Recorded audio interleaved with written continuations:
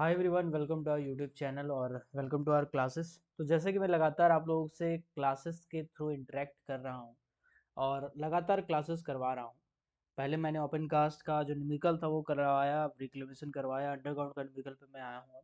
अब बस एक पंप वाला चैप्टर बच गया है, मैं कोशिश करूँगा उसको भी जल्दी जल्दी कवर करा देने का। ठीक है, चलिए जस्ट अ सेकेंड। ओके, तो देखो यार, प्रीवियस क्लास में हम अंडरग्राउंड से रिलेटेड जो न्यूमेरिकल्स थे वो मैं करवा रहा था। कैसे कैसे क्वेश्चन पूछ सकते थे उन सभी को डीपली कॉन्सेप्चुअली समझा रहा था, क्योंकि रटने वाला ज़माना अभी नहीं रहा। रटने वाला क्वेश्चन जरूर आएगा, लेकिन समझने वाला क्वेश्चन में आप छट जाएंगे। तो समझने वाला क्वेश्चन या कॉन्सेप्चुअल क्वेश्चन जिसको कह सकते हैं, कॉन्सेप्ट बेस्ड क्वेश्चन, उस पर मैं ज़्यादा फोकस कर रहा हूँ फिलहाल। तो चूंकि मैं ऑलरेडी बाकी चैप्टर करवा चुका हूँ, इसीलिए मैं इस पर फोकस कर रहा हूँ। चलिए, अंडरग्राउंड न्यूमेरिकल का ये पार्ट 2 है। पार्ट 1 आपने नहीं देखा है तो जाकर देखिएगा, व्हाट्सएप ग्रुप में मैंने लिंक सेंड करके रखा हुआ है। आज हम लोग बात करते हैं अगला। तो एक आता है एक्सट्रैक्शन, एक्सट्रैक्शन ऑफ कोल, या फिर टॉपिक का नाम दूसरा भी कह सकते हैं, percentage of extraction. Percentage of extraction से क्वेश्चन पूछा हुआ क्वेश्चन है, बहुत ही इंपॉर्टेंट क्वेश्चन है। इसको समझने से पहले इसका कुछ बेसिक कॉन्सेप्ट को समझिएगा। देखिए, मान के चलिए, नियम यह है कि आप कभी भी माइंस में जो पिलर छोड़ रहे हैं, पिलर क्या होता है, कोल का जो बैरियर है उसे हम पिलर कहते हैं। तो जो आप पिलर छोड़ रहे हैं वो पिलर या तो रेक्टेंगुलर शेप में छोड़ेंगे या तो स्क्वायर शेप में छोड़ेंगे। ठीक है, कभी कभी ये रोम्बस भी होता है, कभी कभी ये रोम्बस भी होता है। सवाल है कि रेक्टेंगुलर कब होगा, स्क्वायर कब होगा, रोम्बस शेप में कब होगा, समझिएगा। अगर कोयला है तो उस केस में रेक्टेंगुलर होगा, कुछ केस में स्क्वायर हो सकता है। अगर जंक्शन आसपास में है तो उस कंडीशन में आप स्क्वायर कर सकते हैं, या जहां पे आपको रास्ता बनाना पड़ रहा है उस साइड में आपको, या जहां पे आपको परसेंटेज ऑफ एक्सट्रैक्शन बढ़ाना पड़ रहा है किसी कारण से, वहां पर स्क्वायर कर सकते हैं। रोम्बस कहाँ करते हैं इसको समझिएगा थोड़ा।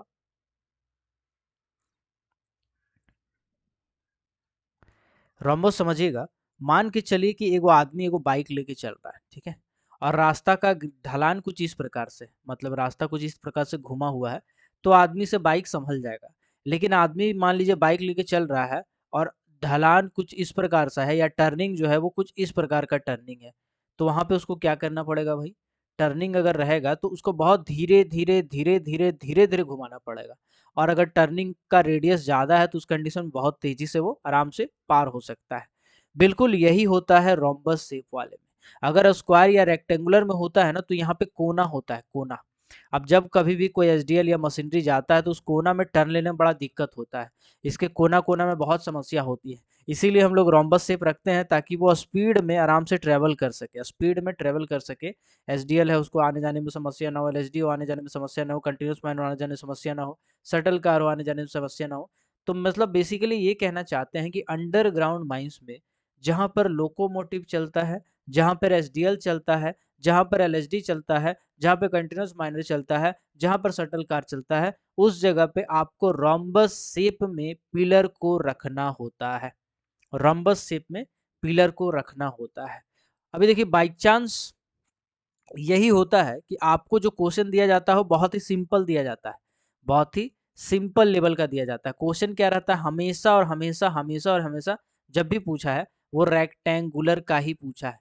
अगर स्क्वायर का पूछता ना तो और आसान हो जाता, लेकिन आज तक कभी रोम्बस वाला नहीं पूछा है कि बताओ भाई रोम्बस का साइड है तो क्या होगा। तो रोम्बस वाला कभी पूछा नहीं तो फोकस नहीं करते, हालांकि इसको मैं कॉन्सेप्ट में समझा दूंगा, क्योंकि मेरा काम है जो भी टॉपिक है आपका पूरा डिटेल में क्लियर करवाना, है ना। चलिए, तो रेक्टेंगुलर वाला हम लोग थोड़ा सा देखते हैं, क्या है भाई रेक्टेंगुलर लॉ का हिसाब किताब, समझते हैं।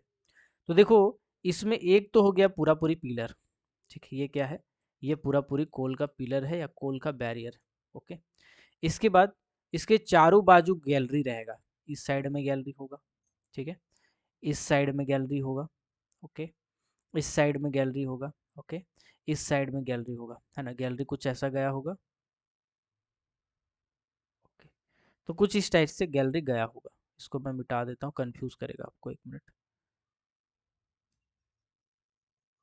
चलिए, तो कुछ इस प्रकार से गैलरी गया होगा चारों तरफ।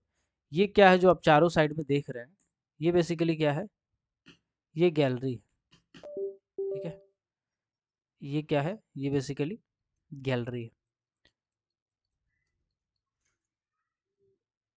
ओके, जस्ट सेकंड में समझाना चाहता हूँ, क्या वो समझाता हूँ, कलर चेंज करके समझता हूँ।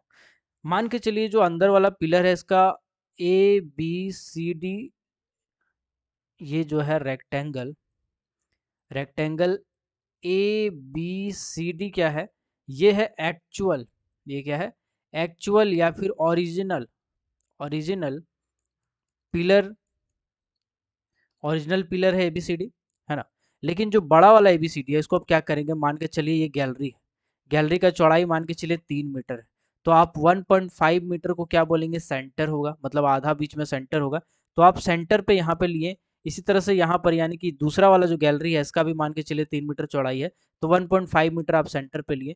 तो ऐसे डॉट डॉट डॉट डॉट करते करते करते करते आप हर गैलरी को आधा बांटे, यानी जो भी गैलरी का साइज था उस गैलरी का साइज को बाई 2 किए, बाई 2 करने के बाद जो भी आया वो आपका सेंटर टू सेंटर होता है, सेंटर टू सेंटर गैलरी होता है, centre to centre pillar size होता है, क्या होता है, पिलर साइज होता है। दो तरह का हमने बताया।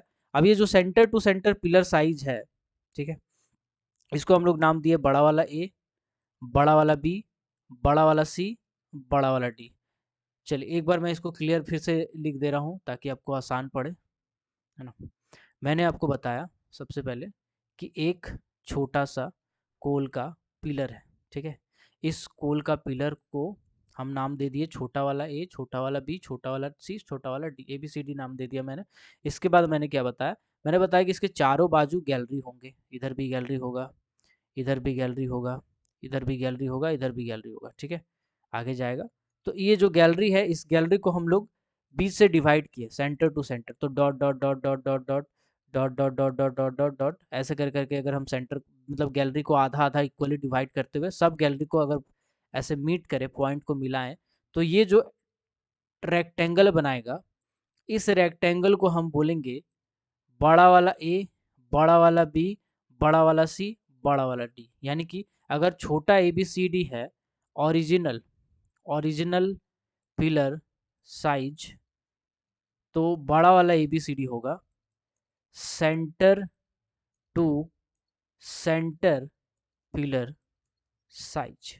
इसको हम लोग लिखते हैं C to C, C to C pillar size, C to C pillar size, जैसे बी टू बी वाला सुनते होंगे ना शार्क टैंक में, उसी तरह से सी टू सी पिलर साइज कहलाता है। यहाँ तक क्लियर हो गया, यहाँ तक क्लियर हो गया। देखिए क्वेश्चन जब कभी पूछेगा तो बोलेगा बताओ भाई परसेंटेज ऑफ एक्सट्रैक्शन क्या है, तो परसेंटेज ऑफ एक्सट्रैक्शन का सिंपल सा फॉर्मूला होता है, ऊपर वाला फोटो भी बना लीजिएगा।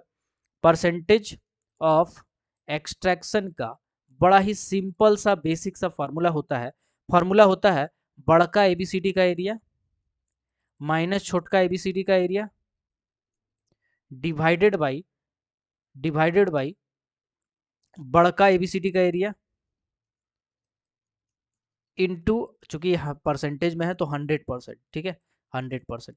ये हो जाएगा परसेंटेज ऑफ एक्सट्रैक्शन का फॉर्मूला, ये क्या हो जाएगा, परसेंटेज ऑफ एक्सट्रैक्शन का फॉर्मूला। इसको नोट डाउन कर लीजिए, किताब में शायद दिया है, वॉल्यूम 2 में तो दिया ही है, वॉल्यूम 1 में दिया ही है, बट इसका न्यूमेरिकल नहीं दिया है, वो मैं करवा दे रहा हूँ, है ना। घेरने के चक्कर में इसका सत्यानाश कर दिए, लिख लो फिर से इसमें बड़ा वाला ए बी सी डी नीचे था, ठीक है, एरिया ऑफ। अभी चलो मान के चले हम एक इमेजिनरी चीज आपको बता रहे हैं, हमने इमेजिनरी चीज क्या बताया समझिएगा, क्वेश्चन कैसा देगा ना, हम आपको एक एग्जाम्पल देते हैं, है ना, इसको हम एग्जाम्पल देते हैं, सैंपल क्वेश्चन 1, समझिएगा।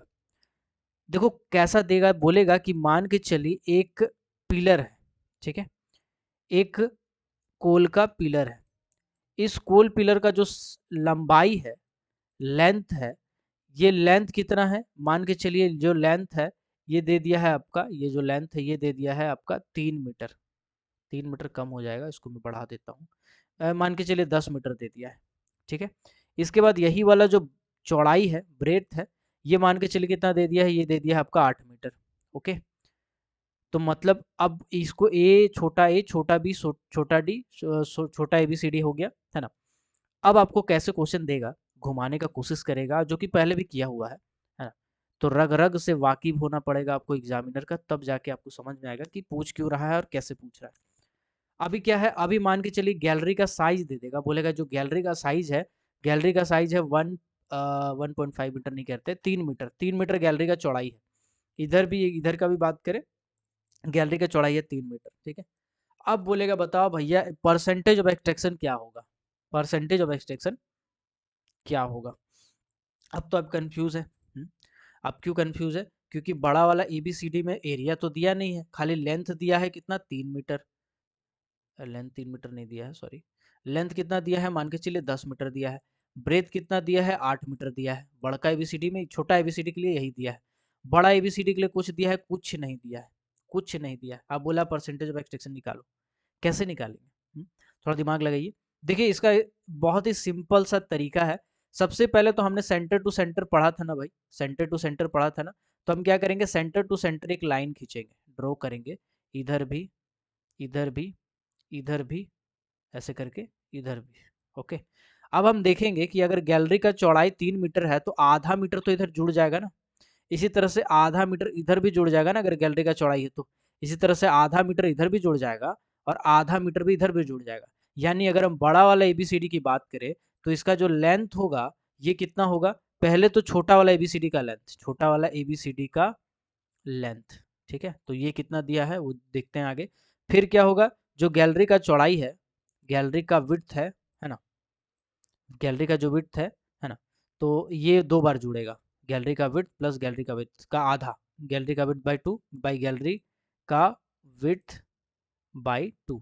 क्यों सर, एक एक तरफ का गैलरी का विड्थ, दूसरे तरफ का गैलरी का विड्थ, दोनों अलग अलग हो सकता है, इसीलिए हम लोग ऐसा लिखेंगे, एक तरफ का गैलरी का विड्थ बाई दूसरा तरफ का गैलरी का विड्थ। समझ में नहीं आया, कोई बात नहीं, देखते जाइए, समझ में आ जाएगा, जरूर आएगा, टेंशन नहीं आइएगा नहीं। तो हमने देखा कि गैलरी का चौड़ाई कितना बताया, हमने बताया 3 मीटर। अब एक एक करके पुट करेंगे। छोटका एबीसीडी का लेंथ लिखे हैं जी, बिल्कुल लिखे हैं, 10 मीटर, चलो 10 हो गया। गैलरी का विड्थ कितना होगा एक तरफ वाला, तो अभी मान के चलिए हम इस साइड को पकड़ लेते हैं, ठीक है, इस साइड को पकड़ लेते हैं। तो इस साइड में 3 मीटर गैलरी का चौड़ाई दिया है, 3 मीटर का आधा कितना हो जाएगा, 1.5 मीटर, तो यहाँ 1.5 हो जाएगा, है ना। 3/2 करेंगे तो यहाँ पे हो जाएगा 1.5। फिर दूसरा गैलरी का विड्थ बोला गया है, तो दूसरा वाला साइड हम लेके चलते हैं अब, ठीक है, दूसरा वाला साइड लेके चलते हैं। तो दूसरा वाला साइड है ये वाला, ये कितना दिया है 3 मीटर, इसको आधा करेंगे कितना आएगा 1.5, फिर लिखेंगे 1.5। तो ऐसे करेंगे तो कितना हो जाएगा 10 और डेढ़ डेढ़ हो जाएगा 3, 13 मीटर। 13 मीटर क्या हो जाएगा, लेंथ हो जाएगा किसका, ए बी सी डी का, बड़ा वाला का लेंथ हो जाएगा, बड़ा वाला का लेंथ हो जाएगा ए बी सी डी का। इसी तरह से क्या हम छोटा वाला लेंथ नहीं निकाल सकते हैं? बिल्कुल निकाल सकते हैं, यहाँ पे गैलरी का साइज हमको पता ही है, ठीक है। तो हम छोटा वाला का निकालेंगे, मतलब ए बी सी डी का विड्थ कैसे निकालेंगे, मतलब गैलरी का विड्थ, गैलरी का बोला, पिलर की चौड़ाई, पिलर का चौड़ाई कैसे निकालेंगे, तो लेंथ हम निकाले हैं, तो विड्थ बराबर हो जाएगा, पहले छोटा वाला लेंथ, सॉरी, विड्थ, छोटा वाला विड्थ ऑफ एबीसीडी, एबीसीडी जो छोटा वाला था उसका विड्थ लिखा हमने। ये आप एक दो बार देखिएगा तो आपको समझ में आएगा, ठीक है, उतना भी टफ नहीं है। मिनट, प्लस गैलरी का एक साइड का, एक साइड का गैलरी का विड्थ बाई 2 प्लस दूसरे साइड का गैलरी का विड्थ बाई 2। अब देखो मैं ऐसे क्यों लिख रहा हूँ, क्वेश्चन आपको सिंपल देगा बट मैं थोड़ा सा कॉम्प्लेक्स ही आपको समझा दे रहा हूँ। विड्थ ऑफ एबीसीडी कितना है, चलो देखते हैं, क्या इसको हम लिखे हैं पहले क्वेश्चन में? जी बिल्कुल लिखे हैं। विड्थ कितना है, 8 मीटर, देखिए यहाँ पे इस जगह पे देखिए 8 मीटर है, ये आपको पहले से दिया हुआ है, चलिए इसको आप लिखिए यहाँ पे। विड्थ कितना है भाई, 8 मीटर है, प्लस गैलरी का विड्थ, गैलरी का विड्थ देखते हैं दोनों साइड में। एक साइड में गैलरी का विड्थ कितना है, 1.5 मीटर, और दूसरे साइड में भी है 1.5 मीटर, है ना। चूंकि आप विड्थ ले रहे हैं तो ये वाला लेंगे, ये वाला लेंगे, तो ये भी 3-3 मीटर है, तो आधा आधा हो जाएगा 3। यानी कि अगर यहाँ पे आप लिखेंगे 1.5 प्लस 1.5 हो जाएगा 3, 3 और 8 9 10 11, 11 मीटर हो जाएगा इसका लेंथ। अब आपको क्या करना है, अब इसको एरिया निकालना है, सिंपल है यार। तो पहले छोटा वाला का एरिया निकालेंगे, पहले छोटा वाला का निकाल लेते हैं, ए बी सी डी बराबर area length into breadth. Length आपका कितना दिया था 10, ब्रेथ कितना दिया था 8, 10 से 80 मीटर स्क्वायर, ये हो गया छोटा वाला का। बड़ा वाला का निकालते हैं ए बी सी डी, बड़ा वाला का हमने लेंथ इंटू ब्रेथ होता है, लेंथ हमने निकाला, कितना निकाला भाई, लेंथ देखते हैं, लेंथ देखते हैं, लेंथ देखते हैं। ये देखिए लेंथ आपने निकाला आपने लेंथ कितना निकाला? आपने लेंथ निकाला 13 मीटर, ठीक है। चलो लिखते हैं, ये हो जाएगा आपका 13 मीटर इंटू ब्रेथ निकाला, ब्रेथ निकाला, ब्रेथ निकाला जो बिल्कुल निकाला 11 मीटर। ये देखो 11 मीटर है ना, है कि नहीं? 11 मीटर, देखो 11 मीटर। चलो इसको लिखते हैं यहाँ 11 इंटू 13, ठीक है। 11 into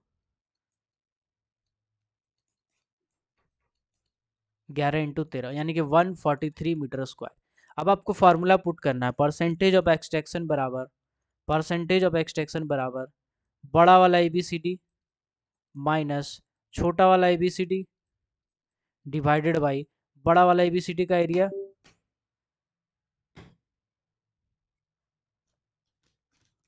divided by, just second,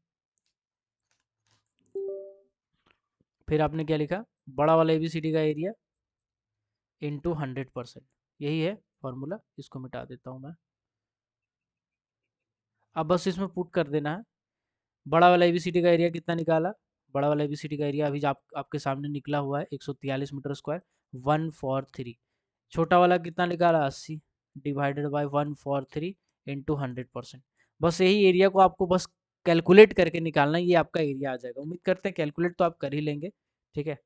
calculate तो आप कर ही लेंगे ऐसा उम्मीद कर रहे हैं हम, हालांकि सिंपल ही होगा इसका कैलकुलेशन, ठीक है।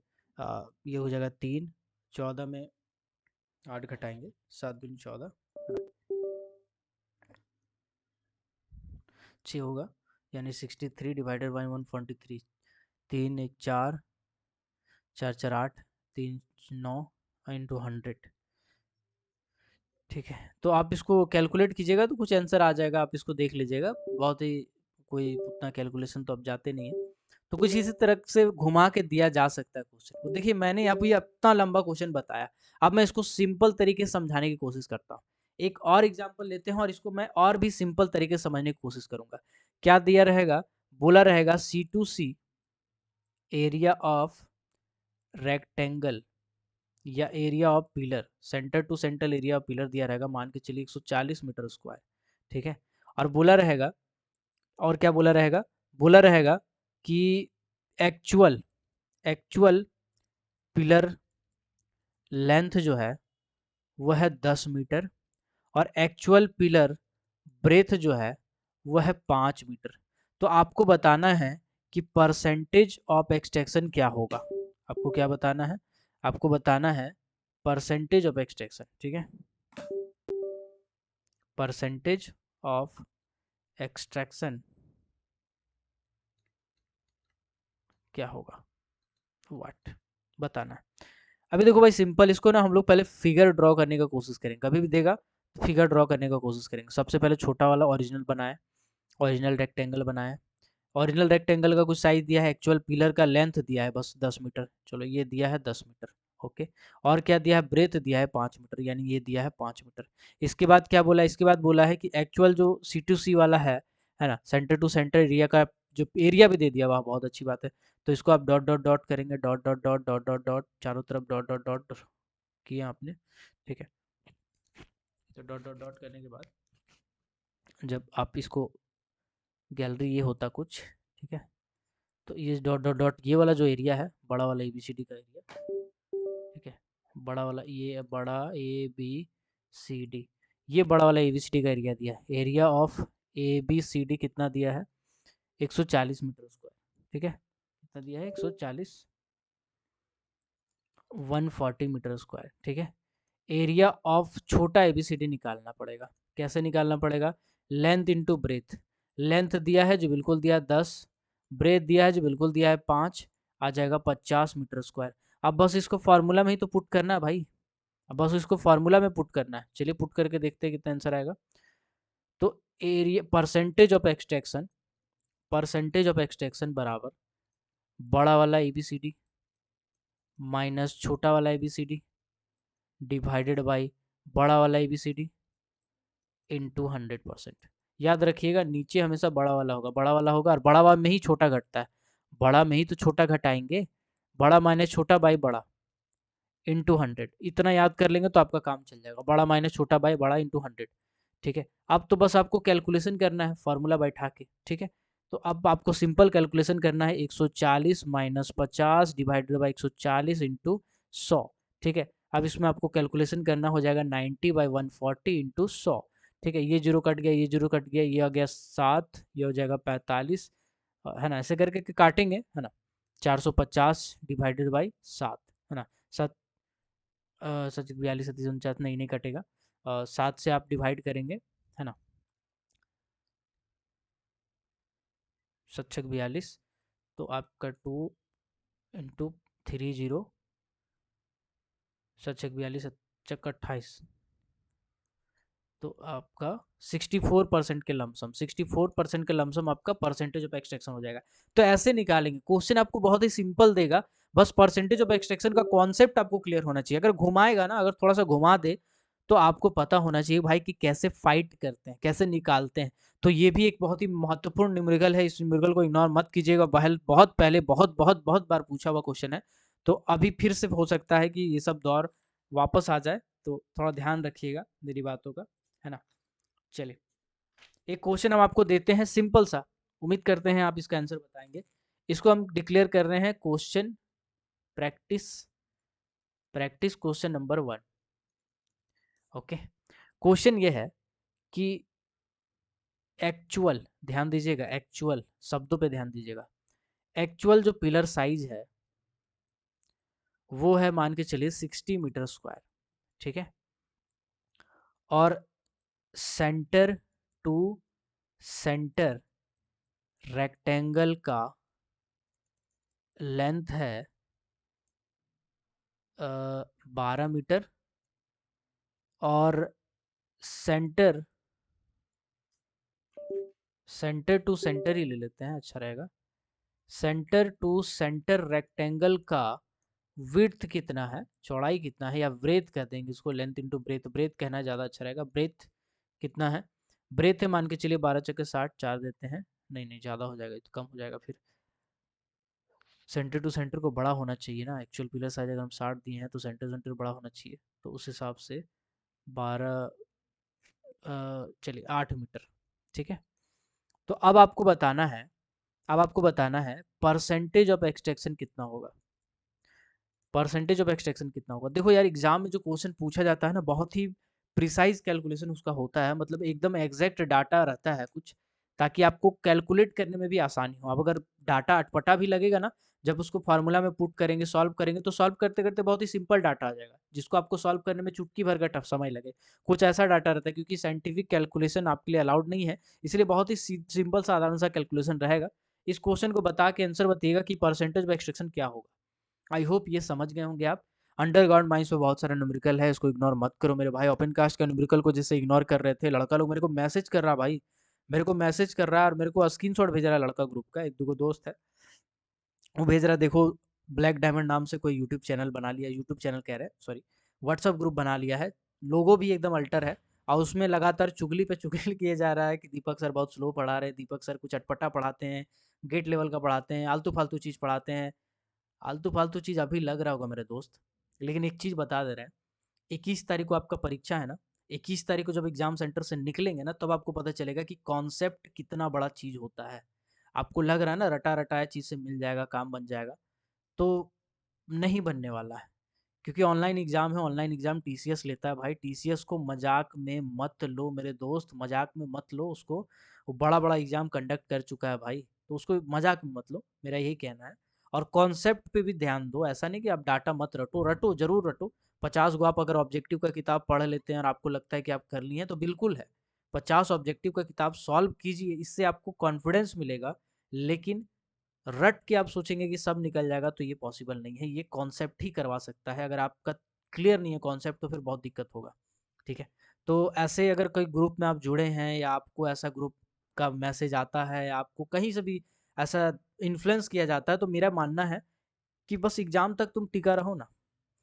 अभी तुम 2 दिन में तो कुछ कर नहीं पाओगे, तो 2 दिन 3 दिन जो भी तुम्हारा कॉन्सेप्ट है, जो पढ़ा हुआ है, उसको रिकैप करो, रिविजन करो, उसको जितना हो सके पजाओ, वही काम आएगा। अभी अपने दिमाग को नेगेटिव मत कीजिए। किसी भी ग्रुप में ऐसा अगर मैसेज आता है कि ये ठीक नहीं है, वो ठीक नहीं है, ये खराब है, वो खराब है, बेकार का चीज़ है, वो सब चीज़ पे अभी ध्यान मत दीजिए।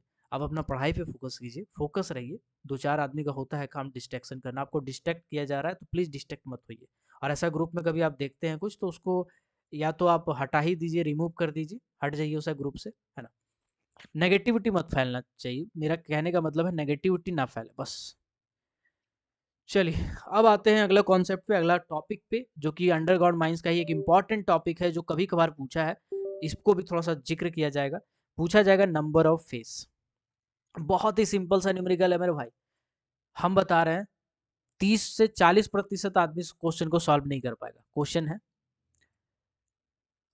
अगर हम कोई हेडिंग चला रहे हैं, ठीक है, हेडिंग चला रहे हैं तो ऑब्वियस सी बात है अंडरग्राउंड माइंस में चला रहे हैं, हेडिंग चला रहे हैं मान लीजिए 3 ठो, ठीक है, और प्रोडक्शन जो माइंस में हो रहा है, प्रोडक्शन जो हो रहा है वो 1000 टन पर शिफ्ट हो रहा है, ठीक है। तो अब आपको बताना है कि नंबर ऑफ फेस कितना होगा, नंबर ऑफ फेस कितना होगा। आप ना इसका आंसर बताइएगा मुझे, इसका आंसर बताइएगा नंबर ऑफ फेस कितना होगा, ठीक है। चलिए पॉज करके आंसर बताइए। चलिए उम्मीद करते हैं आप बनाए होंगे। आप यहाँ प्रोडक्शन को देख के सोचे होंगे इसका कुछ ना कुछ इस्तेमाल होगा, लेकिन ऐसा नहीं है, इसका कोई इस्तेमाल ही नहीं है। प्रोडक्शन का यहाँ पे कोई इस्तेमाल नहीं है भाई। आप सोचेंगे यार नंबर ऑफ फेस है, फेस में माइंस ऑफ माइंस चलेगा तो फेस चलेगा, फेस चलेगा कोयला निकलेगा, कोयला निकलेगा प्रोडक्शन होगा, प्रोडक्शन तो मैटर करेगा ही, तो प्रोडक्शन से ही तो डिसाइड करेंगे नंबर ऑफ फेस। नहीं, ऐसा नहीं है, ये है ही नहीं। इसका सिंपल सा फार्मूला है 2n-1। पढ़े तो बहुत अच्छी बात है, नहीं पढ़े कोई बात नहीं। Where n is equals to number of heading, number of heading. अब हेडिंग क्या होता है इसको भी समझिएगा। देखो आपने माइंस चलाया, ठीक है, माइंस बनाने के बाद आपने क्या किया, आपने क्या किया, आपने एक इनटेक बनाया और एक रिटर्न बनाया, ठीक है। जस्ट ए सेकेंड, आपने क्या किया, आपने एक इनटेक बनाया और एक रिटर्न बनाया, ठीक है। माइंस में एक इनटेक गया, ये है इनटेक, फिर ये कहीं से घूमता हुआ वापस रिटर्न चला गया। पंप का मैं कोशिश करूंगा आज कल मैं क्लास ले लूँ, है ना, आज तो नहीं पॉसिबल है, कल मैं क्लास ले लूँ पंप का। पंप आपका टॉपिक खत्म हो जाएगा, डोंट वरी रहिएगा। पंप कोई बहुत बड़ा चीज़ नहीं है यार, पता नहीं क्यों इसको रॉकेट साइंस बना दिया, मशीनरी उड़ा दिया, ओपन कास्ट उड़ा दिया, एक्सप्लोसिव उड़ा दिया, वॉल्यूम 1 वॉल्यूम 2 उड़ा दिए, वॉल्यूम 3 का आधा चैप्टर उड़ा दिए। आपको लगता है कि पंप बहुत बड़ा चीज़ है, छोटा चीज़ है, करा देंगे, डोंट वरी, एग्जाम से पहले हो जाएगा। तो अभी फिलहाल ये है आपका इनटेक रास्ता, ये है रिटर्न रास्ता। तो जो इनटेक रास्ता है ना, इस इनटेक रास्ता से आप क्या कर रहे हैं, एक रास्ता लेके जा रहे हैं अंदर, ठीक है, एक रास्ता लेके जा रहे हैं अंदर, एक रास्ता लेके जा रहे हैं अंदर, ठीक है। अब इसी रास्ता से एक इधर रास्ता चला जाएगा, एक इधर रास्ता चला जाएगा। तो ये जो है ना यार, ये जो है ना, इसको बोलते हैं हेडिंग। इसको क्या बोलते हैं, इसको बोलते हैं हेडिंग। हेडिंग में नंबर ऑफ फेसेस होते हैं, नंबर ऑफ फेसेस होते हैं, ठीक है, नंबर ऑफ फेसेस होते हैं। एक हेडिंग में 2 फेस हो सकता है, एक हेडिंग में 3 फेस हो सकता है, ठीक है। तो जनरली एक हेडिंग में अगर सिंगल हेडिंग है तो एक फेस होगा, ज़्यादा है तो बढ़ेगा, ठीक है। चलिए हम आपको एक सिंपल सा न्यूमेरिकल समझाते हैं। अगर कभी आपसे पूछा जाएगा नंबर ऑफ फेस बताओ, अगर हेडिंग दिया रहे, हेडिंग जो है 3 है, 5 है, कुछ भी है, तो सिंपल सा फार्मूला है 2n-1। चलो पुट करते हैं। 2, नंबर ऑफ हेडिंग क्या है, नंबर ऑफ हेडिंग है 3, नंबर ऑफ हेडिंग कितना है, नंबर ऑफ हेडिंग है 3, ठीक है। चलिए नंबर ऑफ हेडिंग कितना है, 3 है। पता नहीं क्या लफड़ा है यार पेन का, चाइनीज कंपनी पे भरोसा नहीं और इंडियन कंपनी बना नहीं रहा यार, यही होता है, चाइना का ले लो तो कोई बात नहीं, अब एप्पल का लेना पड़ेगा लगता है।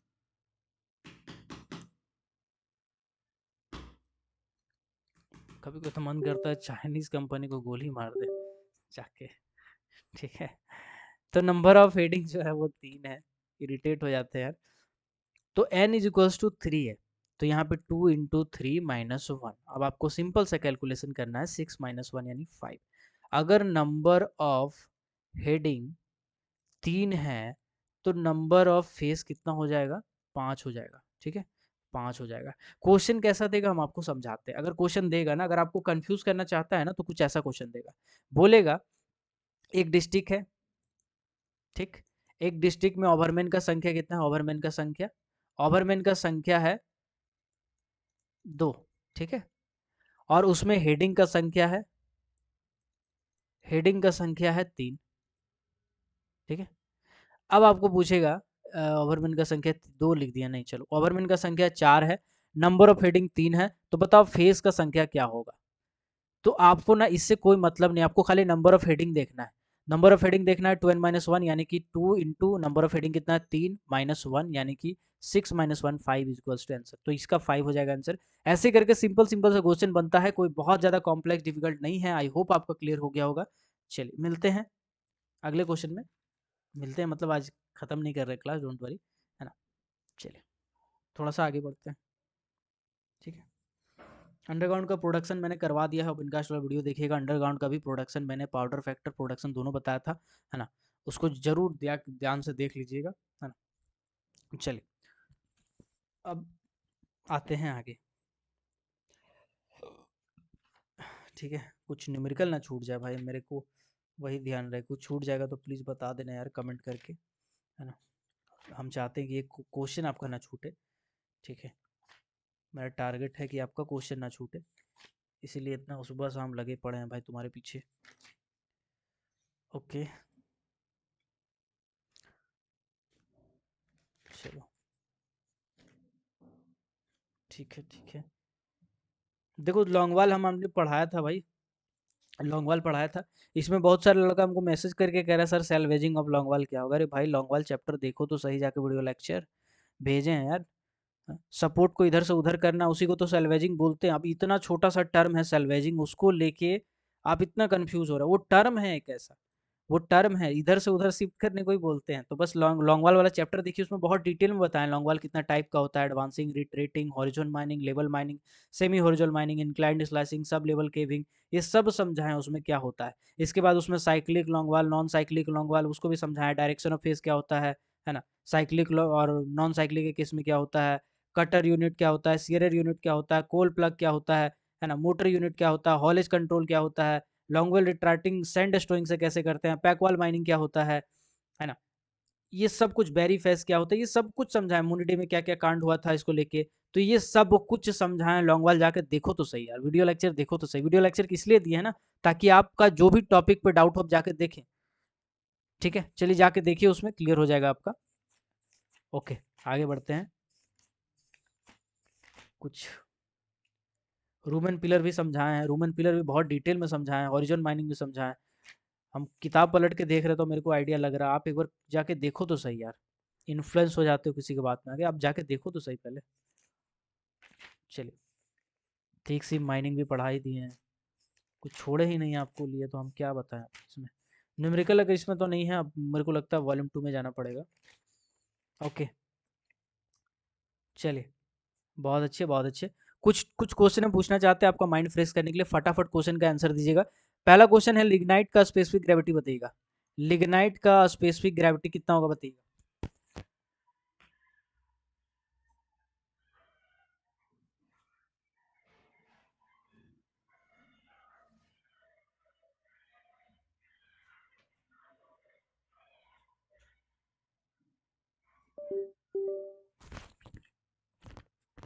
चलिए कुछ छूट ना जाए भैया, कुछ छूट ना जाए हमको।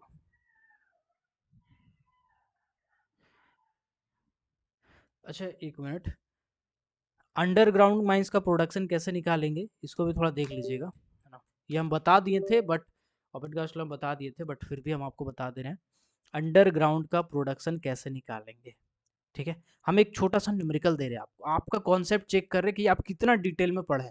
इसको हम क्वेश्चन नंबर 2 डिक्लेयर कर रहे हैं, प्रैक्टिस क्वेश्चन 2, ठीक है। इसका आंसर बताइएगा। क्वेश्चन है कि अगर कोई हेडिंग है, ठीक है, हेडिंग का जो विड्थ है, चौड़ाई है, वो है मान के चलिए 3 मीटर, ठीक है। और जो हाइट है हेडिंग का, हेडिंग का जो हाइट है, ठीक है, वो कितना है, वो मान के चलिए आपका 2 मीटर है। ओके, आप जब एडवांसमेंट कर रहे हैं ना, एडवांसमेंट कर रहे हैं मतलब पर ब्लास्टिंग में जो फेस आगे बढ़ रहा है 1 मीटर का बढ़ रहा है। स्पेसिफिक ग्रेविटी जो मिनरल का है, ठीक है, स्पेसिफिक ग्रेविटी जो मिनरल का है ना, लिग्नाइट में तो अंडरग्राउंड चला नहीं सकते हैं, बिटुमिनस में अगर हम कर दे 1.5 हो जाएगा, ज़्यादा हो जाएगा, ठीक है, कम कर दे रहे हैं इसको हम 1.2 मान के चलो, ठीक है, नहीं 1.2 कर देंगे फिर लिग्नाइट हो जाएगा, गड़बड़ा जाएगा, लिग्नाइट में अंडरग्राउंड होगा नहीं। इसको हम एक काम करते हैं, इसको सुधार देते हैं थोड़ा सा, इसको हम 1.4 कर देते हैं सिंपल कैलकुलेशन के लिए, ठीक है ना। अब आप हमको बताइए कि एक बार ब्लास्टिंग करने से यानी प्रोडक्शन कितना होगा, प्रोडक्शन कितना होगा पर ब्लास्ट, बताइएगा, आप बताइए भाई, इसका आंसर बताइए क्या होगा। हम बता चुके हैं, आप अगर ध्यान से ओपन कास्ट वाला जो न्यूमेरिकल है ना उसको देखे होंगे ना, हम बता चुके, हम पढ़ा चुके हैं भाई। आपको लगता है गेट लेवल का है या ऊपर लेवल का है, तो ऐसा नहीं है, बहुत सारा क्वेश्चन आपके लेवल का है, तो ध्यान जरूर दीजिएगा भाई। चलिए देखो, हम 1 डेढ़ घंटा इसलिए अब क्लास ले रहे हैं लगातार, क्योंकि हम उसके पीछे जो मेहनत कर रहे हैं ना, अलग अलग किताब से जमा करना, डाटा इकट्ठा करना, उसके लिए हमको बहुत मेहनत करना पड़ रहा है। और लाइव क्लास लेके हम आपका एक टाइम नहीं बांधना चाहते। अगर आप सुबह प्रैक्टिस करते हैं तो सुबह कीजिए, शाम को करते हैं शाम को कीजिए, जब भी आपको टाइम मिले बस वीडियो देख लीजिए। लाइव क्लास लेंगे तो मेरा तो आसानी हो जाएगा, लेकिन आपका टाइम बर्बाद होगा। चलिए इसका आंसर बता दीजिए, नहीं बता पाए तो कोई बात नहीं, चलिए हम दिखा देते हैं आपका इसका आंसर क्या होगा। तो इसका आंसर हो जाएगा आउटपुट बराबर, आउटपुट या प्रोडक्शन जो भी बोलो, है ना, आउटपुट बोलो या प्रोडक्शन बोलो, ठीक है, ये बराबर हो जाएगा, नीचे लिखते हैं ज़्यादा अच्छा रहेगा, है ना, नीचे लिखते हैं ज़्यादा अच्छा हो जाएगा। आउटपुट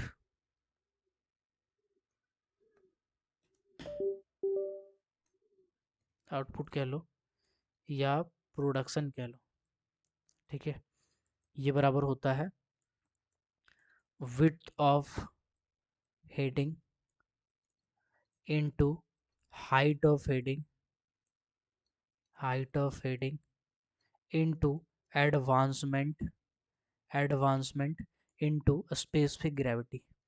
अब एक चीज बताओ, इसमें सब कुछ दिया है कि नहीं दिया है? विड्थ देखिएगा आप ध्यान से, देखो विड्थ दिया हुआ है, विड्थ देखिएगा ध्यान से, ये देखो 3 मीटर आपको पुट करना है, विड्थ ऑफ हेडिंग कितना है 3 मीटर, हाइट कितना दिया है 2 मीटर, आपको पुट करना है 2 मीटर, एडवांसमेंट कितना है 1 मीटर, आपको पुट करना है 1 मीटर, और स्पेसिफिक ग्रेविटी कितना 1.4, आपको पुट करना है 1.4।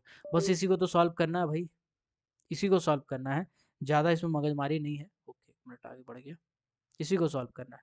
3 दूनी 6, 6 कम 6, 6.4, मतलब 6 हो जाएगा, 6 × 1.4, है ना, हिसाब कर लीजिएगा जो भी आपका लगेगा, ठीक है। तो आई थिंक 7 पॉइंट समथिंग होगा, 7.4 के आसपास होगा, तो ये आपका आ जाएगा 7.4 टन, 7.4 टन पर मीटर क्यूब, या 7.54 मीटर क्यूब हो जाएगा आपका प्रोडक्शन, ठीक है, टन बोलो अगर वो भी रहेगा तो मीटर क्यूब के हिसाब से, तो ये आपका प्रोडक्शन हो जाएगा। क्या ये हम आपको बताए थे अंडरग्राउंड में? जरूर बताए थे। अब अंडरग्राउंड में अगर ये बता रहे हैं तो हमको एक बार पाउडर फैक्टर बताइएगा, ये भी हम करवा चुके हैं, ठीक है, ये क्वेश्चन भी हम करवा चुके हैं। पाउडर फैक्टर बताना है, पाउडर फैक्टर क्या होगा, अगर विड्थ ऑफ हेडिंग 3 मीटर मान के चलिए, और हाइट ऑफ हेडिंग 2 मीटर मान के चलिए, एडवांसमेंट भी ले ही लेते हैं, ज़्यादा अच्छा रहेगा, चलो एडवांसमेंट जो होगा वो मान के चलिए 1 मीटर होगा, और पिछले वाला क्वेश्चन को पूरा कॉपी मार दे रहा है, स्पेसिफिक ग्रेविटी जो होगा 1.4 होगा, तो आपको बताना है, और amount explosive, amount of explosive used जो होगा वो कितना हो जाएगा, मान के चलिए हो जाएगा 7.4 है ना, 7×14, इसको क्या करें, थोड़ा सा उलट पुलट कर दे क्या, थोड़ा सा उलट पुलट करते हैं इसको, 1.4 नहीं 1.5 ले लेते हैं, ठीक है, 15 6 15×6 90, 90 हो जाएगा इधर, तो अगर हम इसमें 3 किलो, चलिए बताइएगा इसका आंसर क्या होगा, पाउडर फैक्टर क्या होगा, पाउडर फैक्टर क्या होगा, इस क्वेश्चन को जरूर बताइएगा, पाउडर फैक्टर क्या होगा, इसको हम क्वेश्चन नंबर 4 डिक्लेयर करते हैं प्रैक्टिस सेट वाला, तो इसका आंसर बताइएगा क्या होगा, हम पहले ही पढ़ा चुके हैं, अंडरग्राउंड जब ओपन कास्ट का न्यूमेरिकल करा रहे थे तो साथ ही साथ अंडरग्राउंड का कुछ पाउडर एक्सप्लोसिव वाला जो न्यूमेरिकल था साथ में ही करा दिए थे, ताकि आपका कॉन्सेप्ट एक ही जगह पे क्लियर रहे। इसका आंसर बताइएगा। चलिए आगे हम लोग बढ़ते हैं वेंटिलेशन पे। अब आते हैं हम लोग वेंटिलेशन पे, पहले देख लेते हैं भाई कितना घंटा हो गया, ज़्यादा समय तो नहीं हो गया। अच्छा ठीक है चलो। अरे यार बताना नहीं किसी का, ठीक है। चलो आगे बढ़ते हैं। वॉल्यूम 2 का अब आते हैं न्यूमेरिकल के ऊपर। तो एक छोटा सा क्वेश्चन मेरे दिमाग में आ गया वॉल्यूम 2 का नाम लेते ही।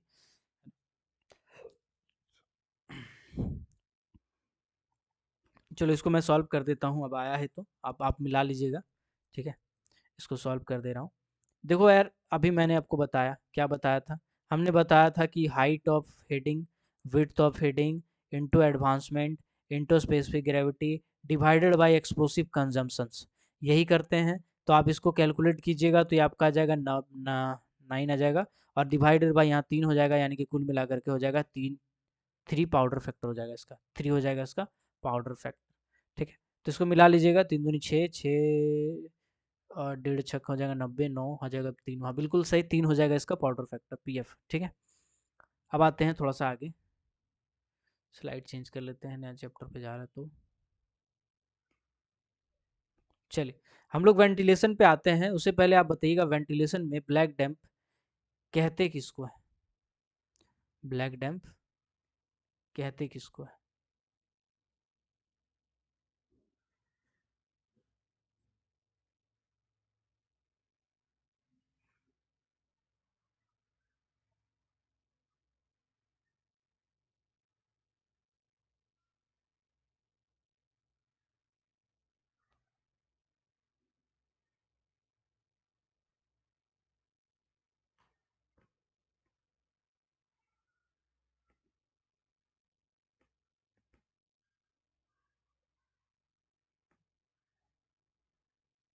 चलिए आते हैं क्वेश्चन पे डायरेक्ट।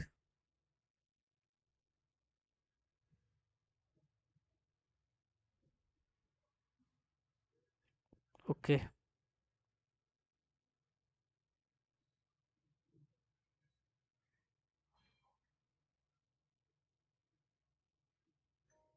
Just second.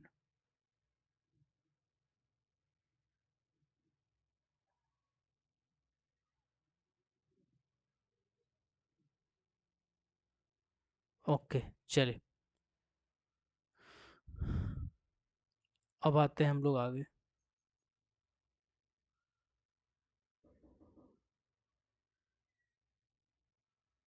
ठीक, चलिए नया चैप्टर पे, नया टॉपिक पे, नया पे चलते हैं। अब हम लोग वॉल्यूम 2 पे आ गए हैं। वॉल्यूम 2 का न्यूमेरिकल हम लोग डिस्कस करने वाले हैं, जो कि है वेंटिलेशन। पूरा वॉल्यूम 2 में तो वेंटिलेशन का ही पॉइंट भरा पड़ा है। वेंटिलेशन, सबसे पहला क्वेश्चन है ब्लैक डैम्प। ब्लैक डैम्प क्या होता है सर? ब्लैक डैम्प में होता है नाइट्रोजन, जो कि एक्सेस वाला होता है, प्लस CO2 का मिश्रण, यानी एक्सेस नाइट्रोजन प्लस CO2 को बोलते हैं। अगर आपका एयर का सैंपल दिया हुआ है, ठीक है, एयर का क्या दिया है? सैंपल दिया है ना, एयर सैंपल दिया है, और ये सैंपल में बोला गया है कि जो ऑक्सीजन है वो आपका है 19%, ठीक है। कार्बन डाइऑक्साइड है वो आपका है 0.2%, और नाइट्रोजन जो है वो है आपका 0.79 है ना, 79.04 नहीं ले सकते हैं, कम हो जाएगा। अगर हम वॉल्यूम के हिसाब से लेते हैं तो हम मान के चलिए इसको हम 81% कर देते हैं, ठीक है।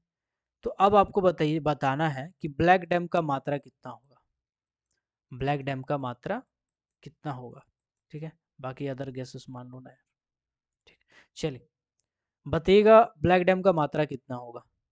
इसको हम वेंटिलेशन का क्वेश्चन 1 डिस्कस करते हैं, V1। चलो बताओ,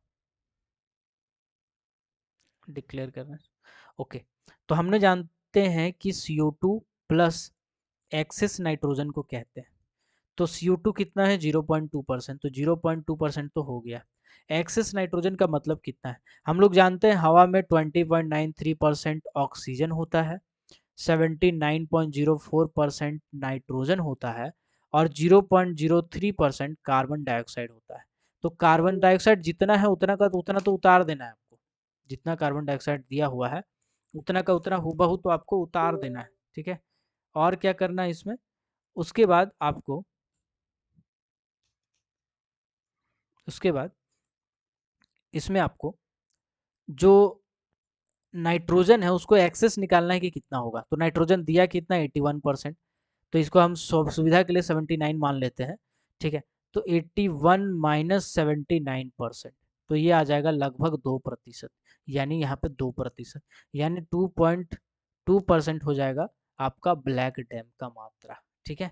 चलिए सुविधा के लिए हम लोग इसको ऐसे लिखते हैं, कैसे लिखते हैं भाई, जनरल एयर में, जनरल एयर में ऑक्सीजन होता है 21%, नाइट्रोजन होता है 79% और कार्बन डाइऑक्साइड होता है 0.03%। ये हम सुविधा के दृष्टिकोण से लिखते हैं, है ना। चलिए इसी में अब अगला क्वेश्चन है, ये आपको बताना है, इसको क्वेश्चन नंबर 2 डिक्लेयर करते हैं, V2 वो वेंटिलेशन का क्वेश्चन नंबर 2। एग्जाम्पल ये है कि कोई एक एयर का सैंपल लिया आप, एयर का सैंपल से आपको पता चला कि जहाँ पे ऑक्सीजन है वो 18% है, कार्बन डाइऑक्साइड जो है वो 1% है और नाइट्रोजन जो है वो आपका 80% है। तो बताना है ब्लैक डैम्प कितना होगा, ब्लैक डैम्प कितना होगा। देखो ये कॉन्सेप्चुअल है, ये कॉन्सेप्ट बहुत ही बेसिक कॉन्सेप्ट है, बस इसको आपको डिराइव कर देंगे तो ये एक न्यूमेरिकल बन सकता है। तो न्यूमेरिकल कैसे बन सकता है छोटा से छोटा क्वेश्चन का, वो हम आपको दिखा रहे हैं ताकि आपको पता रहे। तो हमने क्या पढ़ा, हमने पढ़ा ब्लैक डैम्प बराबर होता है excess nitrogen plus carbon dioxide. तो एक्सेस नाइट्रोजन कितना होगा निकाल लेते हैं, 79 होता है और दिया कितना है 80, यानी 1% जो होगा एक्सेस नाइट्रोजन होगा। तो यहाँ पे 1% ऐड किए, प्लस CO2 का मात्रा, CO2 एक्सेस वाला नहीं है जबकि पूरा पूरी होता है, यानी कि 1% बराबर हो जाएगा 2%, 2% हो जाएगा ब्लैक डैम्प का मात्रा, ठीक है। चलिए यहाँ तक क्लियर हो गया, यहाँ तक क्लियर हो गया। अगला क्वेश्चन आपसे ये है, अगला क्वेश्चन ये है NOx का परमिसिबल लिमिट कितना होता है, NOx का परमिसिबल लिमिट कितना होता है बताइए।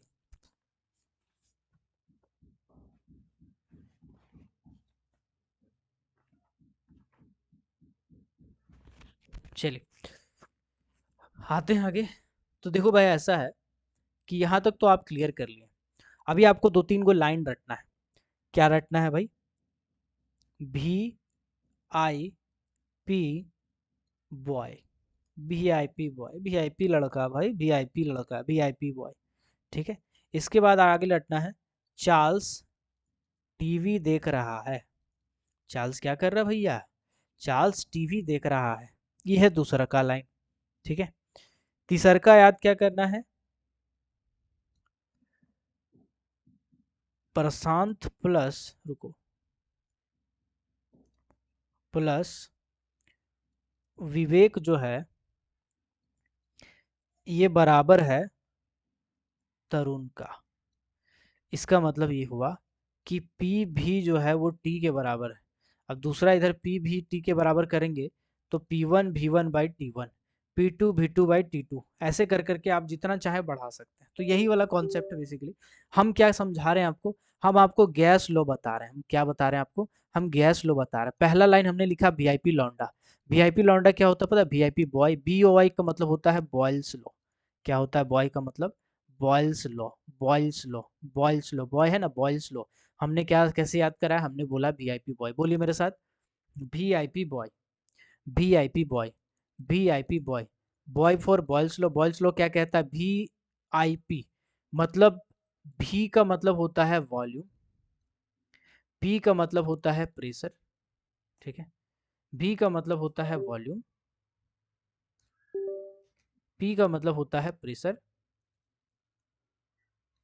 और T का मतलब होता है टेम्परेचर। पूरा का पूरा जब गैस लॉ आप खंगालिएगा ना तो यही 3 टर्म मिलेगा।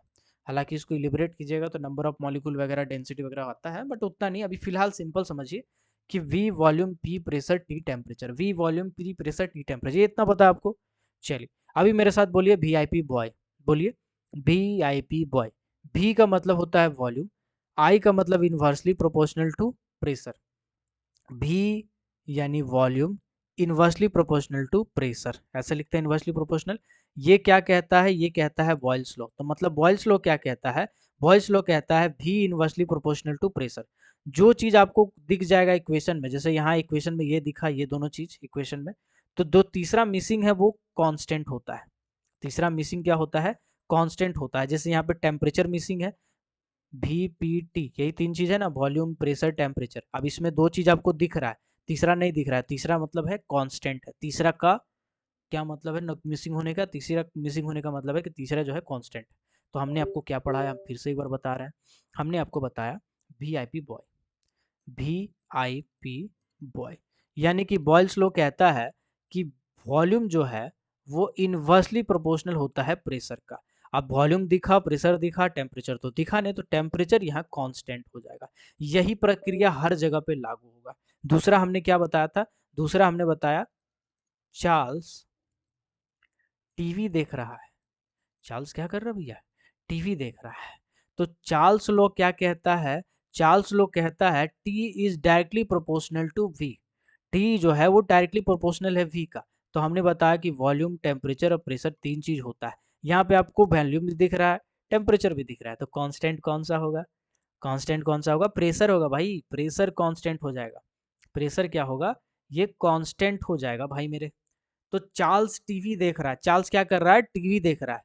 प्रशांत प्लस वरुण बराबर तरुण, यानी कि P1 V1 by T1 equal to P2 V2 by T2। ये क्या होता है? ये जब कॉम्बिनेशन कर दीजिएगा ना, कॉम्बिनेशन कर दीजिएगा ना किसको? बॉयल्स लॉ को और चार्ल्स लॉ को, दोनों को कॉम्बिनेशन करने के बाद ये इक्वेशन आएगा। डिराइव करने का अभी उतना झमेला नहीं रखिए, अभी सिंपल समझिए। P1 V1 by T1 is equals to P2 V2 by T2। ये एक सिंपल सा इक्वेशन है जो आपका किताब में दिया हुआ है, डीजे देशमुख वॉल्यूम 2 का चैप्टर नंबर 1 में ये सब डिटेल में लिखा हुआ है। ठीक है, चल यहाँ तक क्लियर हो गया, यहाँ तक क्लियर हो गया, क्लियर हो गया। चलिए आगे बढ़ते हैं। इसके बाद एक आता है ग्राहम्स लॉ। हमने एक पूरा लॉ पे वीडियो बनाया है, ग्राहम्स लॉ ऑफ डिफ्यूजन। पूरा का पूरा जितना गैस लो है सब हम बता चुके हैं भाई। वॉल्यूम 2 वाला वीडियो अगर आप देखे होंगे डिटेल में तो ठीक है। आपको लगता है कि खाली वीडियो लेक्चर दे दिए हैं सर और MCQ करवा रहे हैं। वीडियो लेक्चर इसलिए दे दिए हैं ताकि आपको जब समय मिले आप देखिए, और MCQ इसलिए करवा रहे हैं ताकि आपका कॉन्सेप्ट क्लियर होते जाए। हम इतना इसलिए मगजमारी कर रहे हैं कर करके कि हो जाए।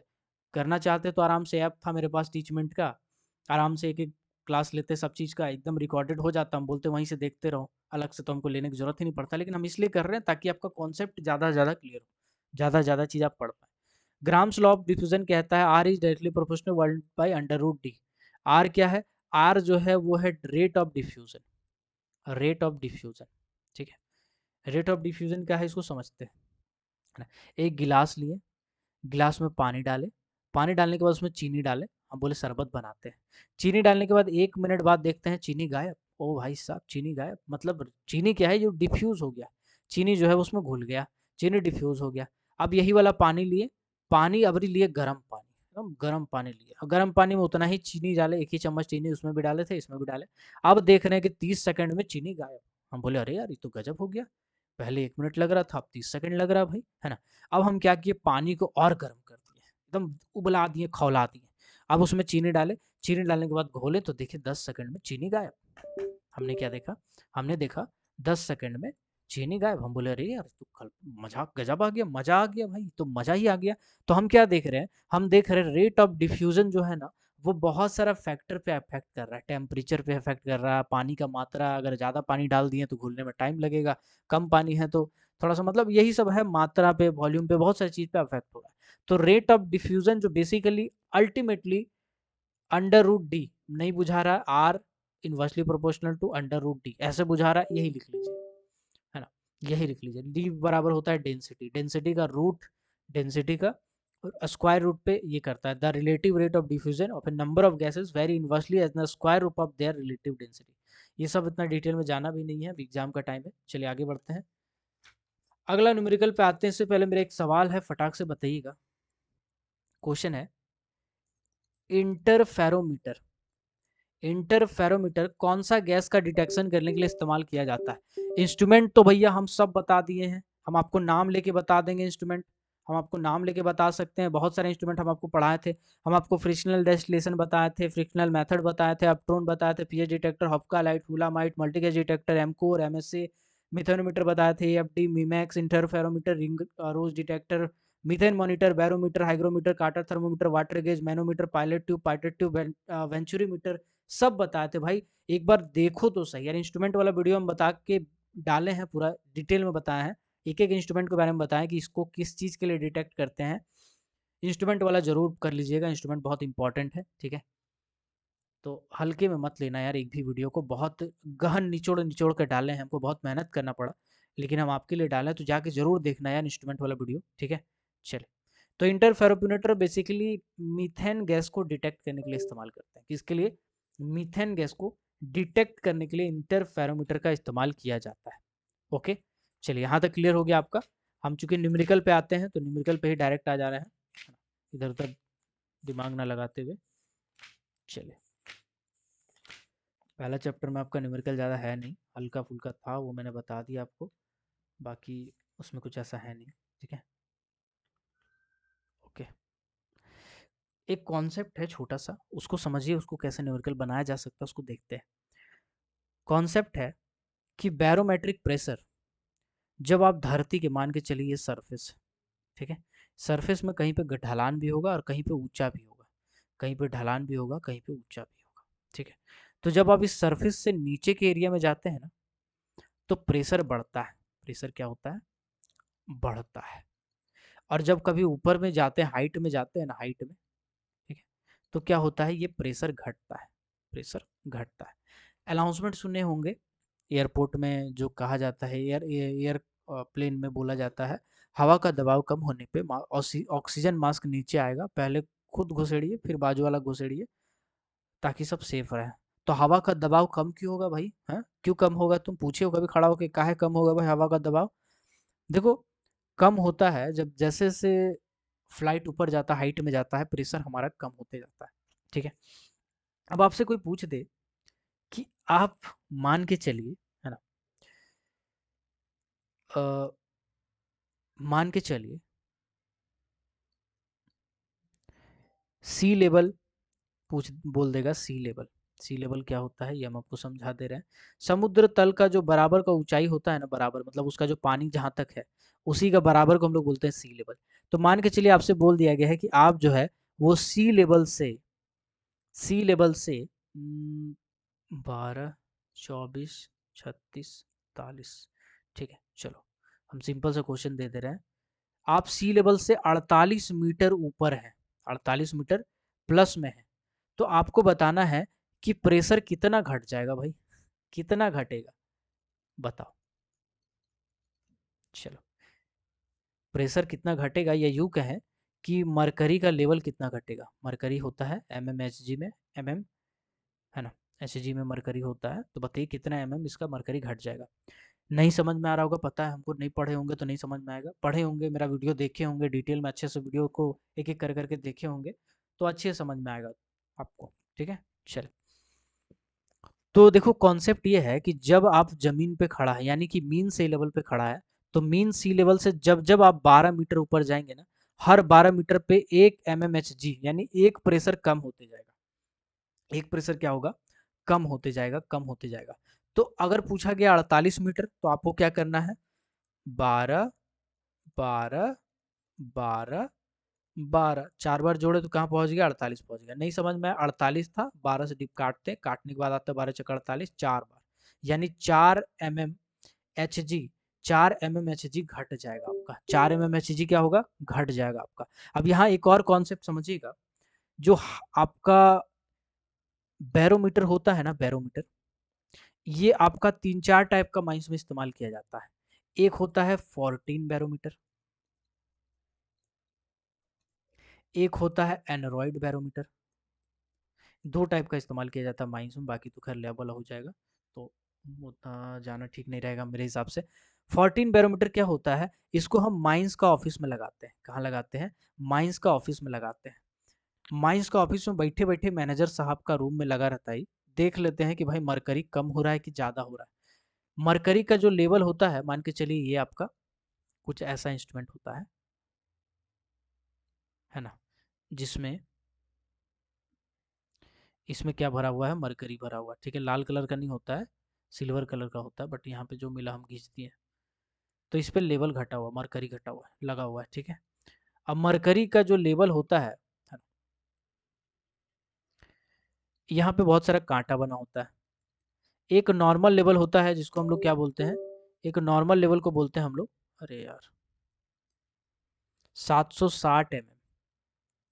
तो नॉर्मल टेम्परेचर जब होता है ना, normal temperature pressure, normal TNP में जो प्रेशर होता है हमारा 760 mm रहता है, यानी मरकरी का जो लेवल रहेगा वो 760 mm रहेगा भाई। जैसे रूम टेम्परेचर हम कहते हैं ना, 22 डिग्री सेंटीग्रेड हमारा रूम टेम्परेचर होता है, 36 डिग्री सेंटीग्रेड हमारा बॉडी टेम्परेचर होता है, 100 डिग्री सेंटीग्रेड बॉइलिंग टेम्परेचर होता है वाटर का। उसी तरह से 760 mm मरकरी होता है normal temperature pressure, 760 mm mercury होता है normal temperature pressure, 760 mm mercury होता है नॉर्मल टेम्परेचर प्रेशर। याद रखिएगा डाटा, 760, 760, 760, 760, 760, ठीक है। चलिए क्लियर, आगे बढ़ते हैं। ये जो 760 mm मरकरी है ये 4 घट जाएगा। अब हम पिछला क्वेश्चन के हिसाब से 4 घट जाएगा तो कितना हो जाएगा भाई, 754 mm। हम आपसे एक न्यूमेरिकल पूछते हैं, आप बताइएगा कॉन्सेप्ट को कैसे न्यूमेरिकल बनाया जा सकता है, समझिए मेरी बातों को। मान के चलिए एग्जाम्पल दे दिया, क्वेश्चन दे दिया, ठीक है, भगवान ना करे पूछे, लेकिन पूछ दिया अगर, कि बताओ आप जमीन से, जमीन से नहीं, मीन सी लेवल से, मीन सी लेवल से ठीक है, फिर 48 नहीं देंगे, 36 मीटर ऊपर खड़ा, 36 मीटर प्लस, 36 मीटर से ज़्यादा हाइट पे है, 36 मीटर से ज़्यादा, एक मिनट यार, 36 मीटर से ज़्यादा हाइट पे है, हाइट पर है। तब बताइए जो मरकरी का रीडिंग होगा, मरकरी का रीडिंग होगा वो कितना होगा, वो कितना होगा, बताइएगा भाई। ऐसा क्वेश्चन पूछेगा, अगर आप नहीं पढ़े हैं, नहीं कॉन्सेप्ट क्लियर है, तो क्या लगता है आप में से कितना लड़का बना पाएगा। आप बोलेगा ना mean sea level 30 metre, 36 metre height, mercury क्या लेवल, क्या रीडिंग, समझ में नहीं आया सर, क्वेश्चन पता नहीं चला, ऊपर लेवल का था, ऊपर नहीं था, डीजे देशमुख का था। आपने उतना डिटेल में दहन से देखा नहीं उसको, क्योंकि कॉन्सेप्ट दिया हुआ है कि 12 मीटर, 12 मीटर ऊपर जा रहा है तो एक घट रहा है। यहाँ पे पूछा कितना है, 36 पूछा, कितना है, 36 पूछा है, ठीक है। चलिए, तो 36 डिवाइडेड बाय 12, 12 दूनी 3, 3 मीटर, 3 mm जो होगा घट जाएगा, 3 mm माइनस हो जाएगा। तो 760 होता है नॉर्मल, इसमें 3 माइनस करेंगे तो आ जाएगा 757 H G is the correct answer. ऐसे करके आपको थोड़ा सा समझ समझ के टिक मारना पड़ेगा। आई होप यहाँ तक आपको क्लियर हो गया होगा। चलिए अब आगे आते हैं। कुछ क्वेश्चन छूट ना जाए भैया, वही डर है, कोई पॉइंट ना छूट जाए हमसे, नहीं तो लड़का लोग बोलेगा सर ये तो पढ़ा ही नहीं आप, है ना। रिलेटिव ह्यूमिडिटी, सीधा एकदम ब्लेम करना शुरू कर देगा, उन्हें देखेगा कि रिजल्ट कितना जा रहा है ना। इस बार यूपीपीएससी का जो एग्ज़ाम था उसमें कुछ लड़के पढ़ रहे थे, तो अभी तक 15 बच्चा ऐसा है जिसका प्री क्लियर हुआ है। जो 15 ऐसा है जो हमको बताया, बहुत सारा ऐसा है कि जो मीन्स निकलने के बाद डायरेक्ट बताएगा कि हाँ सर मेरा निकला था, नहीं तो उससे पहले तो फ़ोन भी नहीं करेगा। तो ठीक है ऐसा। चलो, तो उस सबको भी बड़ा ही डीप में पढ़ाए थे, वही सब वीडियो लेक्चर हम आपको भेजे हैं। रिलेटिव ह्यूमिडिटी, रिलेटिव ह्यूमिडिटी क्या होता है, रिलेटिव ह्यूमिडिटी होता है mass of water vapour per metre cube of air divided by mass of water vapour required to saturate 1 metre cube of air. क्या चीज़ है समझते हैं, समझते हैं इसको, रिलेटिव ह्यूमिडिटी को समझते हैं। एक कभी कभी ऐसा दिन होता होगा बरसात के टाइम में कि आप घर से निकले हैं, धूप नहीं है, लेकिन फिर भी आपको बहुत गर्मी लगता है, तो आप कहते हैं बहुत उमस है यार, बहुत उमस है, बहुत उमस है, पसीना आ रहा है, इसलिए पसीना आ रहा है, धूप नहीं उग रहा है लेकिन उमस है, ठीक है, धूप नहीं उग रहा है, आपको बहुत टेम्परेचर भी ज़्यादा नहीं है, फिर भी आपको गर्मी लग रहा है भाई, क्यों, क्योंकि उमस है। उमस क्या होता है, उसी को कहते हैं ह्यूमिडिटी, उसको हिंदी में कहते हैं उमस, कहते हैं उमस, इसको हिंदी में कहते हैं उमस, इंग्लिश में कहते हैं ह्यूमिडिटी। अब एक जगह से दूसरे जगह को जब आप रिलेट करके देखते हैं उसको कहते हैं रिलेटिव ह्यूमिडिटी, ठीक है। ये कैसे होता है समझिएगा। मान के चलिए हमारा जनरल एटमॉस्फेयर है, ठीक है, जनरल एटमॉस्फेयर में हवा है, हवा कुछ ना कुछ मात्रा में वाटर वेपर को अपने में घोल लेता है। क्या कर लेता है? अपने में घोल लेता है। जैसे एक गिलास पानी लेंगे, उसमें हम चीनी डालेंगे 1 चम्मच। चीनी डालने के बाद उसको मिलाएँगे तो थोड़ा देर में वो घुल जाएगा। फिर हम क्या करेंगे, 1 और चम्मच चीनी डालेंगे, फिर हम घुलाएँगे, हो सकता है मिल जाएगा लेकिन इस बार थोड़ा टाइम लगेगा। फिर हम क्या करेंगे, फिर 1 और चम्मच चीनी डालेंगे, फिर घुमाएँगे, थोड़ा देर में हो सकता है ये भी मिल जाएगा लेकिन कुछ-कुछ घुला रहेगा। इसके बाद फिर हम 1 चम्मच चीनी डालेंगे, अब देख रहे हैं कि चीनी घुल नहीं रहा है। क्यों नहीं घुल रहा भाई? क्योंकि वाटर मॉलिक्यूल के बीच में जो गैप है वो तो फिल हो चुका है ऑलरेडी। यानी कि जितना सैचुरेट होना था उतना तो वो कर लिया, जितना घुलना था उतना तो घुल गया, अब नहीं घुल रहा है। एटमॉस्फेयर में बिल्कुल ऐसा ही होता है। वाटर वेपर जो हमारा प्रेजेंट होता है एटमॉस्फेयर में, कुछ ना कुछ मात्रा हवा में घुल जाता है, कुछ ना कुछ मात्रा हवा में घुल जाता है। यानी कि अगर 1 मीटर क्यूब हवा का बात करें तो उसमें कुछ ना कुछ मात्रा में जो वाटर वेपर है वो घुल जाता है, लेकिन उसके बाद वो नहीं घुलता है। तो जो नहीं घुलता है ना, उसको ऊपर लिखेंगे और जितना घुल जाता है उसको नीचे लिखेंगे। ठीक है ना? जो पूरा पूरा पूरी मास है वाटर वेपर का, पूरा पूरी मास ऑफ वाटर वेपर है, वाटर वेपर, इसको ऊपर लिखेंगे, डिवाइडेड बाय जितना घुल जाए, जितना घुल जाए 1 मीटर क्यूब में, है ना, उसको नीचे लिखेंगे। दोनों हवा का ही है, ऑफ एयर लिखने की जरूरत नहीं है। इसी को हम लोग बोलते हैं रिलेटिव ह्यूमिडिटी। इसको क्या बोलते हैं? Relative humidity. आप कहेंगे सर हम तो कुछ और ही फॉर्मूला पढ़े थे, हम पढ़े थे डीबीटी डब्ल्यूबीटी। डीबीटी डब्ल्यूबीटी ना हाइग्रोमीटर से रिलेटिव ह्यूमिडिटी निकालने का एक तरीका है, उससे निकालने का एक फॉर्मूला है, लेकिन ये आपका कॉन्सेप्ट है। कॉन्सेप्ट क्लियर रहेगा तो फॉर्मूला रटेंगे तो काम आएगा। ठीक है, चलिए। अभी मान के चलिए हम आपको एक न्यूमेरिकल दे दें, हम आपको बोलें कि mass of water vapour 260 metre cube है। ठीक है, और जो सैचुरेट हो सकता है ना, वो कितना है? 130 मीटर क्यूब है 1 मीटर में, पर मीटर, है ना। तो बताना है रिलेटिव ह्यूमिडिटी कितना होगा। ऐसा क्वेश्चन देगा ना तो आप घबरा जाएंगे, लेकिन अगर आपको कॉन्सेप्ट क्लियर है तो आप क्या करेंगे, आप लिखेंगे टोटल मास कितना है 260 ऊपर में, और 1 लीटर में कितना हो सकता है 130 नीचे में, काटेंगे तो आ जाएगा 2। ये हो जाएगा रिलेटिव ह्यूमिडिटी। हालांकि यहाँ पे हमको 13 देना चाहिए, है ना, 13 देना चाहिए। ठीक है, 20% रिलेटिव ह्यूमिडिटी हो जाएगा। तो ऐसे कर करके आप किसी भी जगह का रिलेटिव ह्यूमिडिटी निकाल सकते हैं, अगर आपका कॉन्सेप्ट क्लियर हो तो। कॉन्सेप्ट बहुत मैटर करता है भाई, कॉन्सेप्ट हमेशा ध्यान रखेंगे। चलिए, अभी रिलेटिव ह्यूमिडिटी का जो आप फॉर्मूला पढ़े होंगे, है ना, DBT minus W B T into multiplying factor, है ना। मल्टीप्लाइंग फैक्टर जो है वो डिफरेंस में नापा जाता है। ठीक है, चलिए, उसको भी करवा ही दे रहे हैं। ठीक, चलिए, DBT minus W B T into multiplying factor. ठीक है, DBT dry bulb temperature, WBT wet bulb temperature. दोनों में पूछेंगे नॉर्मल टेम्परेचर को कौन दर्शाता है, तो डीबीटी नॉर्मल टेम्परेचर को दर्शाता है। नॉर्मल एटमॉस्फेरिक टेम्परेचर को बताता है डीबीटी। डब्ल्यूबीटी जो है वो बताता है कितना मात्रा में सोख सकता है, कितना मात्रा में पानी सोख सकता है डब्ल्यूबीटी। तो कोई भी हाइग्रोमीटर का अगर रीडिंग दिया रहेगा, डीबीटी और डब्ल्यूबीटी अगर आपका दिया रहेगा, तो उससे आप आराम से बता सकते हैं कि क्या होगा। ठीक है, चलिए, तो एक छोटा सा हम क्वेश्चन ले लेते हैं आपसे, आपका कॉन्सेप्ट जांचने के लिए। हम कहेंगे, अगर मान के चलिए कि जो डीबीटी है वो है 50 डिग्री सेंटीग्रेड, और डब्ल्यूबीटी है वो है 50 डिग्री सेंटीग्रेड। तो बताइएगा रिलेटिव ह्यूमिडिटी क्या होगा? रिलेटिव ह्यूमिडिटी क्या होगा? ठीक है, तो हमने पढ़ा formula DBT minus WBT into multiplying factor. अब मल्टीप्लाइंग फैक्टर क्या होता है? ये डिफरेंस होता है। ठीक है, ये बेसिकली डिफरेंस होता है ना। क्या डिफरेंस है भाई?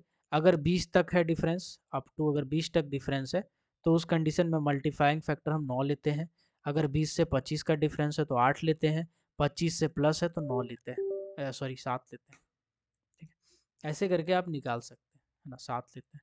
अब इसको इंटू करते हैं तो DBT 50 minus WT 50 into multiplying factor कितना हो जा रहा है? डिफरेंस 0 हो जा रहा है, तो ये हो जाएगा आपका 9, यानी कि यहाँ पे 0। अब 0 से कोई भी चीज़ को मल्टीप्लाइंग करेंगे, है ना, प्लस यहाँ पे 100% हो जाता है, ठीक है। चलिए,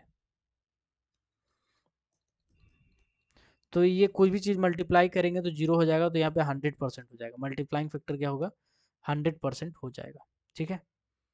तो ये सब क्वेश्चन अब किए होंगे, इस पे ज़्यादा समय बर्बाद ना करते हुए हम आगे बढ़ते हैं। अब एक आता है कूलिंग पावर वाला। कूलिंग पावर, वेंटिलेशन को भी आसान समझने का गलती मत कीजिएगा, वेंटिलेशन को बहुत ही डीपली कीजिएगा, बहुत ही अच्छे से कोई किताब पकड़िए और उसको रिवीजन कीजिए, लेकिन जो भी पढ़े हैं वही पढ़िए, नया किताब पढ़ने की जरूरत नहीं है। कूलिंग पावर, कूलिंग पावर क्या है, कूलिंग पावर है kata factor divided by time in second for alcohol to fall from upper mark to lower mark. अब ये इतना बड़ा क्या लिखे हम भाई, समझिएगा। अगर आप कूलिंग पावर वाला वीडियो नहीं देखे हैं तो ब्लैक डायमंड में कूलिंग पावर वाला वीडियो है, जाके पहले कूलिंग पावर का वीडियो देखो, फिर आओ, तब समझ में आएगा, ठीक है। तब जाके ये न्यूमेरिकल आपसे बनेगा। क्या होता है, 38 डिग्री सेंटीग्रेड पे एक मार्क रहता है, 35 डिग्री सेंटीग्रेड पे दूसरा मार्क रहता है। जब हम इसको गर्म पानी में डुबा के रखते हैं, 38 डिग्री सेंटीग्रेड को पार करता है, उसके बाद हम गर्म पानी से निकाल के पोंछ लेते हैं, और जैसे 38 से 35, 38 डिग्री सेंटीग्रेड से नीचे होता है 35 के बीच में, यानी कि इस टेम्परेचर तक पहुंचने में, 38 से 33 तक पहुंचने में जो टाइम लगता है, उस टाइम को नोट कर लेते हैं। कांटा फैक्टर इंस्ट्रूमेंट में लिखा है या नहीं लिखा है, तो जनरली 480 होता है, और नीचे में आपको आपको लिख लेना है जो टाइमिंग लगा, मान के चलिए 20 सेकंड 30 सेकंड जो भी टाइमिंग लगा, उसके बाद इसको काटेंगे तो ये आपका आ जाएगा कांटा फैक्टर, ठीक है। ये आपका जाएंगे कूलिंग पावर। कूलिंग पावर का यूनिट क्या होता है, ये कई बार पूछा हुआ है ना। तो कूलिंग पावर का यूनिट होता है मिली कैलोरी पर सेंटीमीटर स्क्वायर पर सेकेंड, ये होता है इसका यूनिट, ठीक है। चलिए, ये होता है इसका यूनिट, क्योंकि कांटा फैक्टर का यूनिट होता है, कांटा फैक्टर का यूनिट होता है ये वाला पूरा, और बाई सेकेंड आप कर रहे हैं टाइम को डिवाइड, तो ये आपका बाई सेकेंड। चलिए, यहाँ तक आई होप आपका क्लियर हो गया होगा, है ना। यहाँ तक आई होप आपका क्लियर हो गया होगा। चलिए, एक और चीज़ हम लोग देख लेते हैं, ये भी अच्छा क्वेश्चन है। नहीं नहीं, ये तो पढ़ा ही चुके हैं। इंक्लाइंड मैनोमीटर हम बता चुके हैं, इंक्लाइंड मैनोमीटर क्या होता है, जब कभी भी 50 जब कभी भी 50 mm से कम प्रेशर बनता है, 50 mm वाटर से कम प्रेशर बनता है, तो उस कंडीशन में हम लोग कहते हैं इसको लो प्रेशर। और जब लो प्रेशर होता है, एटमॉस्फेरिक प्रेशर लो होता है, तो उस कंडीशन में इसको नापने के लिए हम लोग इनक्लाइंड मैनोमीटर का इस्तेमाल करते हैं। किसका इस्तेमाल करते हैं, इनक्लाइंड मैनोमीटर का इस्तेमाल करते हैं। इसको आप इंस्ट्रूमेंट वाला वीडियो में देखिएगा तो वहाँ भी मिल जाएगा, और जो चैप्टर हम पढ़ाएं वहाँ भी देखिएगा, वहाँ भी मिल जाएगा, ठीक है। इंस्ट्रूमेंट को बहुत खोल खोल के पढ़ाएं, तो जरूरत नहीं है कि अब इसको ज़्यादा खोलें हम, ठीक है। चलिए, पायलट ट्यूब वगैरह वहाँ पे बताया, पायलट ट्यूब देख लीजिएगा, बहुत इंपॉर्टेंट है। स्टैटिक प्रेशर, टोटल प्रेशर, सब प्रेशर को नापने में इस्तेमाल करते हैं हम लोग पायलट ट्यूब का, ठीक है। चलिए, एनबीपी वाला क्वेश्चन भी करवा देते हैं, देख लेते हैं समय कितना है, नहीं तो एक और वीडियो बना देंगे थोड़ा देर में। चलिए, अभी इतना ही रखते हैं। वेंटिलेशन का बहुत हद तक हम कलर कवर करने का कोशिश किया है, अभी मेन वेंटिलेशन बाकी है ना। तो वेंटिलेशन का वीडियो हम आज ही डाल देंगे, डोंट वरी, आज ही हम इसका वीडियो डाल देंगे, ठीक है। चलिए, देखो, वेंटिलेशन वाला वीडियो देख लोगे ना, फिर तुम्हारा तो न्यूमेरिकल छूटेगा ही, न्यूमेरिकल जो आ जाएगा, हमको लग रहा है कि एक आध न्यूमेरिकल तो रहेगा, चाहे वेंटिलेशन से हो, चाहे ओपन कास्ट से हो, चाहे एक्सप्लोसिव से हो, कम से कम 2-3 न्यूमेरिकल होना चाहिए। और 2-3 नंबर आपको 2-3 वीडियो देख के मिल जाएगा, तो हमको लगता है ये बहुत अच्छी बात है। चलिए, आज अभी इतना ही रखते हैं, फिर बनाते हैं एक वीडियो और, एक क्लास और मैं इसको वेंटिलेशन को समाप्त करता हूँ। तो मिलते हैं अगले क्लास में, तब तक के लिए keep watching, keep supporting, till then, Jai Hind.